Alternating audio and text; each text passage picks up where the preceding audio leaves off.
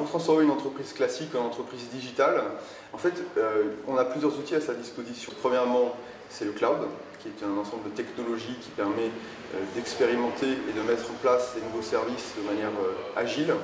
Deuxièmement, on a les outils de mobilité, qui sont en fait la mise à disposition de données et d'applications sur tablette, sur téléphone mobile, etc. Et donc donner accès aux clients et aux employés tout un nouvel ensemble de services.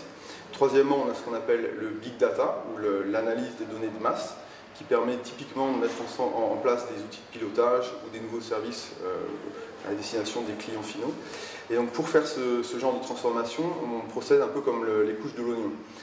Typiquement, ce qu'on observe, c'est des tentatives, des essais sur des applications nouvelles, s'assurer que l'organisation comprend, absorbe, que les clients apprécient ce genre de nouveaux services.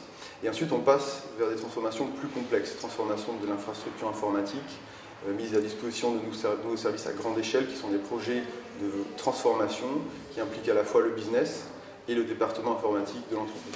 Les préoccupations des clients dépendent du type de projet. Pour la digitalisation, en fait, on a typiquement des cas de figure différents. Il y a les clients qui veulent réduire les coûts et être plus agiles. Les clients qui veulent mettre à disposition de leurs employés, donc en interne, de nouveaux outils, des outils mobiles, des outils de collaboration, comme par exemple notre outil de collaboration Blueberry. Et on a des clients qui veulent créer de nouveaux produits ou de nouveaux services autour de leurs produits, comme l'industrie automobile par exemple, avec la voiture connectée. Donc les préoccupations sont assez différentes selon ces projets, mais typiquement les points communs sont numéro 1, la complexité technologique. Comment arriver à faire quelque chose de simple, d'efficace, qui marche. Deuxièmement, on a des préoccupations de type humain, c'est-à-dire quels sont les impacts sur l'organisation, les processus, les façons de travailler de ces nouveaux outils, ces nouveaux services. Troisièmement, la sécurité, un sujet extrêmement important, surtout en Europe. C'est un sujet fondamental. Et nous, Canopy, filiale d'Atos, entreprise européenne, sommes particulièrement sensibles au sujet de sécurité. C'est une préoccupation que tous nos clients dans tous les pays d'Europe ont quasiment numéro 1. Et donc il y a plusieurs choses importantes à garder en tête. Premièrement, les problématiques de localisation, de stockage et d'analyse des données. Donc souvent on veut que les données soient dans le pays où on opère pour assurer un cadre juridique particulier. Que ce soit les données personnelles, ou les données clients, ou les données à valeur ajoutée en fait. Comment faire pour s'en assurer? Donc au-delà de demander à son infrastructure une garantie de localisation, typiquement on utilise des outils qui sont assez avancés, qui utilisent des techniques de big data, de détection et de réponse à la menace.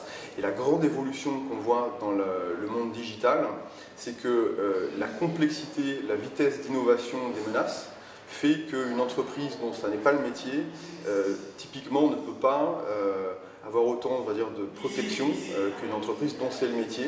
Et c'est une proposition de valeur différenciante pour une entreprise comme Canopy que d'avoir à disposition les experts, les outils pour assurer une détection des menaces et une réponse adéquate et très rapide. La sécurité doit être appliquée selon le concept de sécurité par niveau, en fonction du type de données, de son importance critique pour l'entreprise. Donc par exemple, certaines données sont des données de test, des données pas forcément très sécurisées, qu'on peut placer sur des plateformes n'importe où. Ça ne risque pas de créer un danger pour le business. D'autres données sont beaucoup plus confidentielles, les données personnelles par exemple, les données de recherche-développement, les données liées à des brevets, les données liées aux clients et au prix. Ce genre de données nécessite une architecture typiquement cloud ou big data plus sécurisée. Et donc le secret des transformations digitales réussies, c'est de savoir établir une hiérarchisation des priorités de sécurité et de construire une infrastructure qui soit multicouche en fait.